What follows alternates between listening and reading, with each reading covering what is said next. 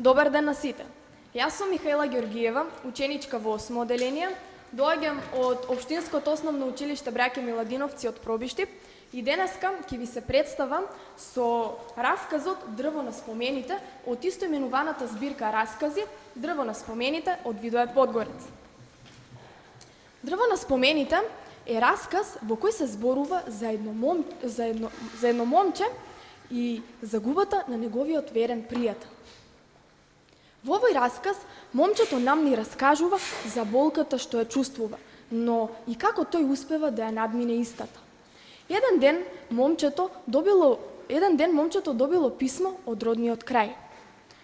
Кога го зело писмото, почувствувало некоја необична возбуда.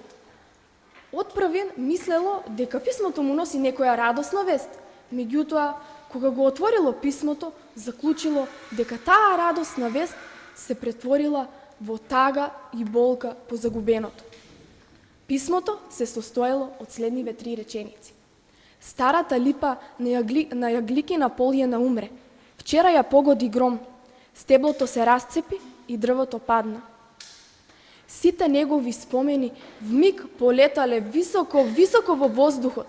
Никогаш досега не ги почувствувал празнината и болката по загубеното. Може би сега ќе си речете, тоа е едно обично дрво, една обична липа, но за момчето ова обично дрво имало големо значење. Липата за момчето представувало место за одмор и за починка, место каде тој си ги средувал своите мисли.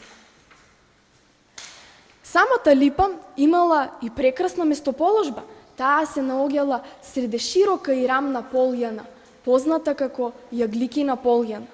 Од сите страни била заобиколена со густи костенови и оревови дрвја. А липата пак, таа била заобиколена со најразлични видови на цветови. Момчето целото свое детство го поминало под старата липа, доживувајќи ги најубавите моменти од својот живот.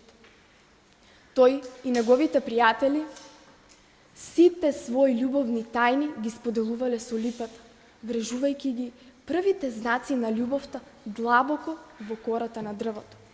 Сето тоа било како бајка, еден прекрасен, фантастичен свет кој момчето го живеел се до моментот на доаѓањето на писмото.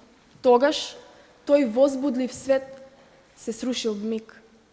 Сега липата веќе ја немало, ги немало жолтозлатните цветови кои им давале живот на пчелите со својот медоносен сок, ги немало топлите домови на ластовичките, гнездата. Момчето долго време се размислувало дали да појде да ја посети старата липа, но почувствувало некое чувство на чуден страв, дека ќе ја види липата падната на земја, срушена со скршени гранки. Знаете, понекогаш е подобро кога работите ги помнеме по позитивните и по убавите карактеристики, но подобро е тоа отколку да ги помниме од оние по лошите. Затоа и момчето не отишло да ја посети липата, бидејќи сакало во своето сеќавање да му остане како едно убаво расцветано, расшумено дрво, споменик на неговото детство.